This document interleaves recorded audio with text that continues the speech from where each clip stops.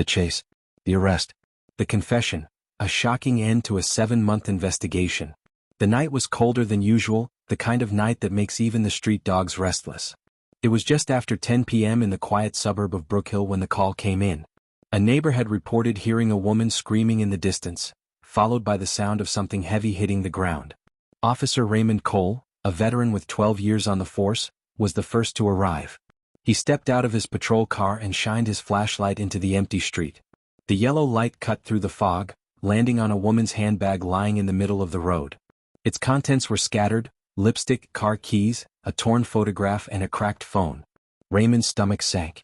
He radioed for backup immediately. "Dispatch, this is Unit 14. I've got signs of a struggle on Maple Drive. Possible abduction." Within minutes, 2 more patrol cars pulled up. The officers began searching the area. They followed a faint trail of drag marks that led toward an alleyway behind an old bakery that had been closed for years. There, under the dim flicker of a streetlight, they found a single heel, snapped in half, and droplets of blood that led further down the path. The alley ended near the edge of a thick woodland area. The officers scanned the tree line, calling out, but there was only silence. Raymond bent down and noticed tire marks, fresh ones. Whoever had taken her left in a hurry. By midnight, the area was sealed off. Crime scene tape went up, and detectives from the city's major crimes unit arrived. Among them was Detective Laura Briggs, known for her calm but relentless approach. She crouched beside the handbag, studying the torn photo.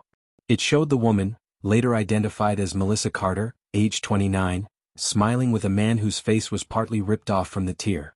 "Find the other half," Laura said quietly to the crime tech. The search stretched until morning, but there was no sign of Melissa. No witnesses, no cameras nearby, and no suspects. Just silence and a rising sense of dread. By the next day, news of Melissa's disappearance had spread. She was a nurse at the local hospital, well-liked and engaged to be married in 2 months. Her fiancé, Daniel Price, came to the station looking pale and nervous. "She never goes out late," he said, wringing his hands. "She texted me around 9 saying she was driving home from work. Then, nothing." Detective Laura studied him carefully. "Did she mention anyone following her? Any arguments recently?" He shook his head. "No, nothing. We were fine." But as the hours passed, Daniel's story started to feel off. His phone records showed no calls to Melissa after 9:02 p.m., even though he claimed he tried reaching her multiple times. And when the forensic team searched his car, they found a single strand of long brown hair wedged into the seatbelt, the same color as Melissa's. Still, without concrete evidence, they couldn't hold him. Days turned into weeks. The police combed through every lead: co-workers, friends, hospital security footage, but nothing pointed to where Melissa was or who took her. The case began to fade from the headlines. Then, 7 months later, a hiker walking near the riverbank 10 miles from Brookhill stumbled upon something half buried in the mud: a woman's bracelet with the initials MC engraved on it. The same bracelet Melissa wore in every photo. When investigators arrived, they uncovered more than just jewelry. Behind a cluster of rocks, wrapped in an old tarp, were remains later confirmed to be Melissa's. Her hands were tied and there were marks suggesting a struggle. Detective Laura felt the same cold chill she did the night of the disappearance. This was no random crime, it was personal. And whoever did it had been close to her. Back at the station, Laura reopened the old case files. The torn photo was still in the evidence bag. She laid it on her desk, staring at the missing half, the half that would reveal the man beside Melissa. Then came the twist. A young rookie officer, sorting through old evidence boxes, found something odd: a parking ticket issued the night of the disappearance. It was found near the alleyway, registered to a blue sedan owned by none other than Daniel Price. Laura's eyes widened. For the first time in months, they had a solid lead, and a reason to chase. Detective Laura Briggs sat in her office, staring at the parking ticket like it was the missing piece of a long, cruel puzzle. 7 months of unanswered questions, false leads, and sleepless nights. And now, finally, a clue that pointed somewhere real. The blue sedan registered to Daniel Price. She called in Officer Raymond Cole, the same patrolman who had found Melissa's handbag on that cold night. "We're reopening this officially," she said firmly, sliding the ticket across the table. "This was issued at 10:46 p.m., the night she disappeared, 2 blocks from the scene." Raymond frowned. "He told us he was home by 9. "Exactly," Laura replied. "And now we know that was a lie." By noon, a surveillance request was filed, and within 24 hours, Daniel Price's movements were being watched. His life had changed since the case first broke. He'd moved to a smaller apartment across town, quit his job at the construction firm and started keeping to himself. His neighbors described him as quiet, polite, and sometimes too calm. Laura didn't buy it. Calm men didn't bury their fiancés by the river. She and her team set up a small observation post across from his apartment. For 2 days, Daniel barely left the building, except for late-night drives that always ended near the edge of town. He'd sit in his car, engine running, staring at the same stretch of road before heading home again. On the third night, Laura decided it was time to move. "Let's bring him in," she said, her voice steady. No sirens. No warnings. At 11:38 p.m., Daniel stepped out of his apartment carrying a small duffel bag. The officers moved in quietly, 2 unmarked cars, lights off. As Daniel approached his blue sedan, he froze. Something about the silence around him didn't feel right. Then, as he reached for the door handle, Laura's voice echoed through the dark. "Daniel Price. Police. Put your hands where I can see them." He hesitated, for just a second, then bolted. The sound of his shoes slapping the pavement broke the quiet night. Officers gave chase, their flashlights cutting through the darkness. Daniel sprinted across the parking lot, vaulted a fence, and disappeared down a narrow alley. The chase was on. Laura ran after him, her heart pounding. "North Alley. He's heading toward Ridgeway," she shouted into her radio. A patrol car screeched around the corner, blocking the exit. Daniel spun around, his face pale under the streetlight. He dropped the duffel bag, breathing hard. For a moment it looked like he might give up. But then, he dashed toward the opposite wall, trying to climb it. Laura reached him first, grabbing his jacket and pulling him down hard. He hit the ground with a grunt as officers pinned him. The air was thick with the sound of sirens growing closer. When they opened the duffel bag, the contents made Laura's skin crawl. A shovel, duct tape, and a set of gloves still stained with dried dirt. "Where were you going, Daniel?" she asked coldly. He didn't answer. Just stared at her, his expression empty. Back at the station, Daniel sat in the interrogation room, hands cuffed, sweat on his forehead. The camera blinked red in the corner, recording every second. Laura entered with a calm smile, placing a folder on the table. "You've had 7 months to get your story straight," she began. "Now's your chance to tell it." He said nothing. She opened the folder and slid the parking ticket across. "You were there that night, Daniel. We can prove it. The ticket, the tire marks, the hair in your car, it all connects." His eyes flickered for a moment.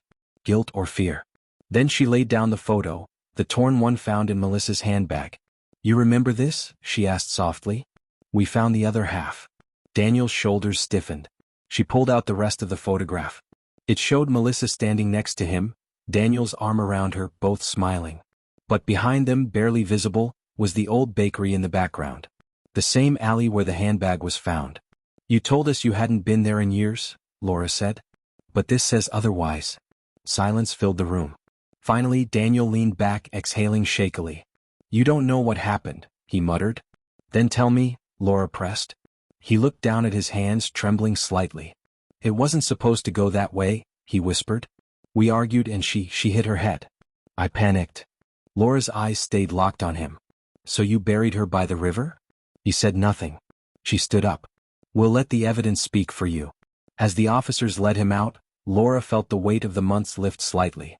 But deep down, something still didn't sit right. His confession felt too easy, too rehearsed. Later that night, as she reviewed the interrogation footage, she noticed something strange. At the moment Daniel claimed they argued, he looked toward the camera, but his eyes shifted slightly to the left as if checking someone else's reaction. Someone who wasn't supposed to be there. That's when she realized, Daniel wasn't the only one involved. The chase might be over, but the truth had just begun. The next morning, Detective Laura Briggs arrived at the station earlier than usual. She hadn't slept at all. Daniel's confession played in her head over and over, not because of what he said but how he said it. It was too controlled, too careful, like someone had told him what to admit and what to leave out. She replayed the interrogation footage once more. At the exact moment he claimed Melissa hit her head, his eyes flicked to the left, toward the observation mirror. Laura froze the frame and zoomed in. There, faintly reflected in the glass, was a shadow. Someone had been standing behind the glass that night. Someone who wasn't supposed to be in that room. "Who authorized anyone else in the observation area?" she asked sharply when the morning shift began. No one knew. The only officers scheduled were Laura, Raymond, and 2 patrolmen. But the security footage from the hallway showed a man entering the observation room 20 minutes before the interrogation began. His face wasn't clear, but his build was tall, broad-shouldered, and familiar. Laura's pulse quickened. That looks like Officer Bennett. Sergeant Bennett had been on the force for almost 20 years, working mostly in forensics. He was respected, quiet, and known for his clean record. But Laura couldn't ignore what she saw. She requested Bennett's duty log, and noticed that he hadn't been scheduled for that shift at all. Something wasn't right. Later that afternoon, she found Bennett in the parking lot, leaning against his car with a cup of coffee. "Morning, detective," he greeted casually. "Morning," she replied. "You were here last night?" He raised a brow. "No, I was off duty." "Why?" Laura studied his face. "Come. Steady. Maybe too steady. Strange. The camera picked up someone who looked a lot like you in the observation room." He smiled faintly. "I guess your cameras need better resolution." That was all he said before driving off, leaving Laura with more questions than answers. Back in her office, Laura opened Daniel's old phone records again. One number appeared multiple times in the days leading up to Melissa's disappearance, a number that had never been identified. She traced it through the database. The registered owner made her heart sink. Sergeant Michael Bennett. The connection was undeniable. Daniel and Bennett had been in contact before the crime. Laura immediately called Officer Raymond. "We need a search warrant for Bennett's home. Now." By evening the team was ready. They arrived quietly, avoiding attention. Bennett's house sat on the edge of town, neat lawn, curtains drawn, everything picture perfect. But inside it told a different story. Stacks of case files lined the living room, many unrelated to his work. Photos pinned on the wall, victims, maps, timelines. And in the corner, a metal locker. When they pried it open, a chill ran through the room. Inside were personal items belonging to Melissa Carter. A necklace, her hospital ID badge, and an envelope with Daniel's name scrawled on the front. Inside the envelope was a letter. "You did what you had to do. Stay quiet. They'll never find out." Signed only with the letter M. Laura's hands trembled slightly as she read it. "M for Michael," she whispered. They called it in immediately. But before they could arrest him, Bennett was gone. His car was missing, his phone switched off, and his apartment left unlocked. On his desk, he'd left a single sticky note. "You should have stopped digging." That night, the manhunt began. Roadblocks were set up, patrols spread across the city, and Laura couldn't shake the feeling that Bennett had planned this escape long ago. Meanwhile, Daniel sat in custody, unaware of what was unfolding. When Laura entered the interrogation room again, he looked up with tired eyes. "I told you everything," he said softly. "No," Laura replied. "You told me what Bennett wanted you to say." Daniel's expression changed, panic then guilt. "He said he'd protect me," Daniel whispered. "He was there that night. He said he'd help me make it look like an accident." "Why?" "Because Melissa found out about something," Daniel said. "Something at the department. She was going to expose him." Laura's stomach turned. "Expose him for what?" But Daniel only shook his head. "I don't know. He never told me. He just said she had to be kept quiet." The room fell silent. Laura knew then that this case was far from over. Bennett wasn't just covering up a crime, he was part of something much bigger, something that reached deeper into the police department than anyone wanted to admit. Before the night ended, a new report came in. A witness had spotted Bennett's blue truck parked near the old riverbank, the same area where Melissa's body was found. Officers were already en route. Laura grabbed her coat, her determination burning stronger than ever. "Let's finish this," she said. But as they approached the site, the sound of sirens echoing in the distance, Laura couldn't shake the feeling that Bennett was one step ahead. And somewhere hidden in the darkness, he was waiting for her.